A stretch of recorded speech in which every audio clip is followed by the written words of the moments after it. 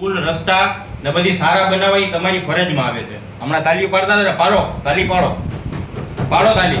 છે સારા છે, પૂછો જુનાગઢની. તમે ખાલી એક કામ કરો, સ્ટેન્ડિંગ કમિટીની મીટિંગ એ રાખો તો તમને ખ્યાલ પડે કે 2 કલાકમાં તમારી મીટિંગ પૂરી થાય કે નહીં.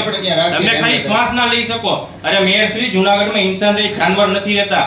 તમે કમસે કમ વોટરિંગ તો કરાવો ને. આ દર વખતની તમારી જે સિસ્ટમ છે દર વખતની કે દિવાળીના 8 દી પહેલા પેચવર્ક કરવા, તો વચમાં 1.5 મહિનામાં તમે પેચવર્ક કર્યો તો શું ફેર પડે? પેચવર્ક કરાવી નાખે તો ધૂળ તો ના ઉઠે. ખાલી તમે કોઈને બી કયો કે અડધી કલાક બી બેસીને દઈ. સાહિદભાઈ, તમને ખબર છે નવરાત્રી લગી વરસાદ ચાલુ હતો? ના મેયર શ્રી, તમે વચમાં 1 મહિનો વરસાદ જ નહોતો તો કમસે કમ મેયર શ્રી. બીજું કે અમે કમિશનર ચૂંટાયેલી બોડી હોય, એને મેયર હોય કે ડેપ્યુટી મેયર હોય કે અલગ અલગ એને સુવિધા મળે, બંગલા પણ મળે છે. તો બધું એકારે અત્યારે તમે મૂકી દો એટલે વિષય પૂરો થઈ જાય. દર વખતે આપણે કોર્પોરેશનની બદનામી ન થાય. અને એવું હોય તો 1 થી 60 કોર્પોરેટર છે એને પણ ગાડીઓ મળે, એવી બધી એક દરખાસ્ત કરી નાખો એટલે વારે ઘડીએ લલિતભાઈ બોડીમાં આવો ત્યારે નિર્ણય કરજો. અત્યારે ભારતીય તો તમે શું કર્યું અત્યારે ભાઈ? તમે શું કર્યું? ખ્યાલ પડે છે. તમે શું કર્યું ભાઈ?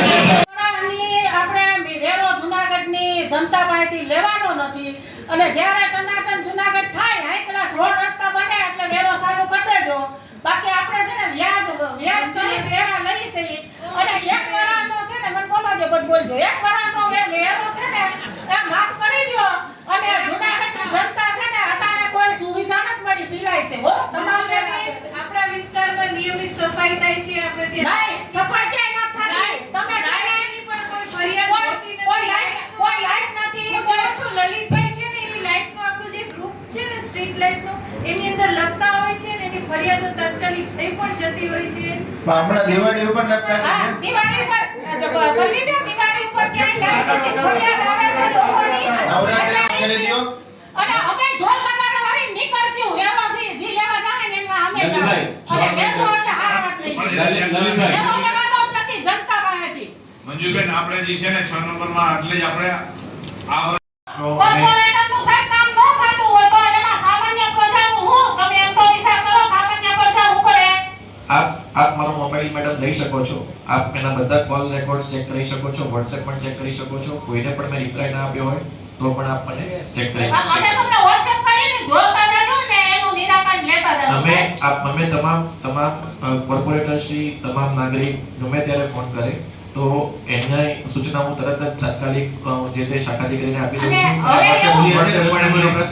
WhatsApp પણ ફોરવર્ડ કરતો હોઉં છું. તેમ છતાં પણ જો આપને લાગતું તો આપ મારો મોબાઈલ ચેક કરી શકો. હવે નિયમ એવો કાઢ્યો છે કે તમને ખબર છે નવરાત્રી લગી વરસાદ ચાલુ હતો.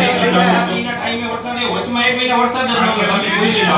પેચવર્ક કરીએ, વરસાદના કારણે ઈ બગડી જાય એટલે પાછા ઈ જ પ્રશ્ન આવે.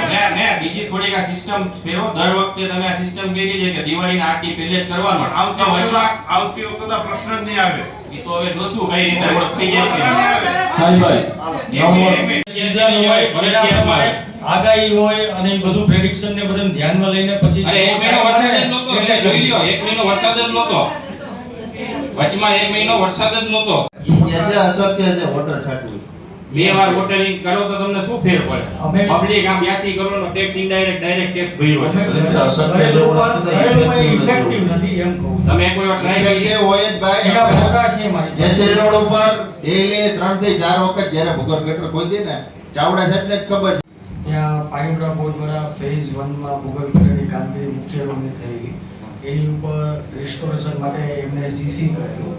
અમુક જગ્યા જે કાચું રહેલું એ ટ્રાફિકના ઇસ્યુ લીધે ટ્રાફિક પોલીસ દ્વારા મનાઈ કરવામાં આવેલી કે અત્યારે તમે ન કરી શકાય, એટલે એ સીસી થયેલું નહોતું. એટલે કયા?